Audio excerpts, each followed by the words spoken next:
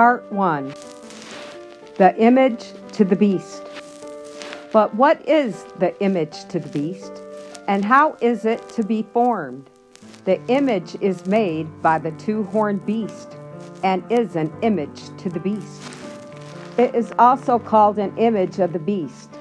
Then, to learn what the image is like and how it is to be formed, we must study the characteristics of the beast itself, the papacy. When the early church became corrupted by departing from the simplicity of the gospel and accepting heathen rites and customs, she lost the spirit and power of God, and in order to control the consciences of the people, she sought the support of the secular power. The result was the papacy, a church that controlled the power of the state and employed it to further her own ends, especially for the punishment of heresy. In order for the United States to form an image of the beast, the religious powers must so control the civil government that the authority of the state will also be employed by the church to accomplish her own ends.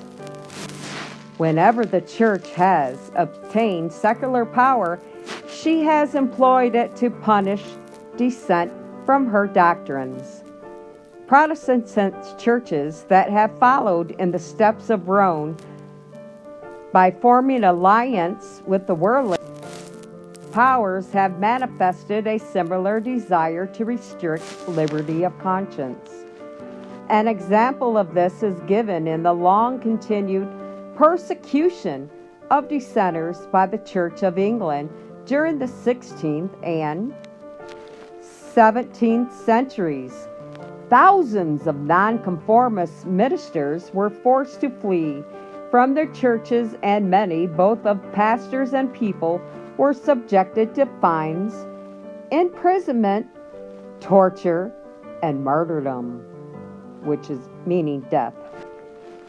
It was apostasy that led the early church to seek the old of the civil government, and this prepared the way for the development of the papacy. The beast, said Paul, there shall come a falling away, and the man of sin be revealed. 2 Thessalonians chapter 2, verse 3.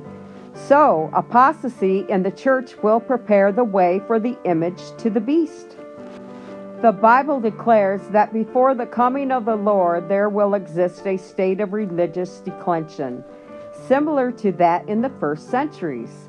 In the last days, perilous times will come, for men will be lovers of themselves, lovers of money, boasters, proud, blasphemers, disobedient to parents, unthankful, unholy, unloving, unforgiving, slanderous, without self-control, brutal, despisers of good, traitors, headstrong, haughty, lovers of pleasure rather than lovers of God, having a form of godliness but be not denying its power. 2 Timothy chapter 3, 1 through 5.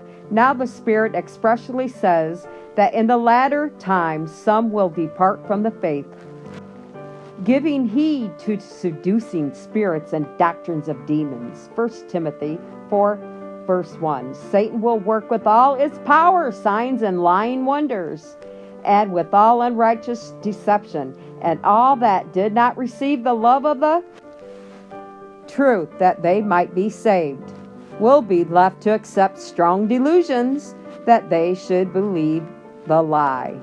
2 Thessalonians chapter 2, verses 9 through 11. When this state of ungodliness shall be reached, the same results will follow as in the first centuries.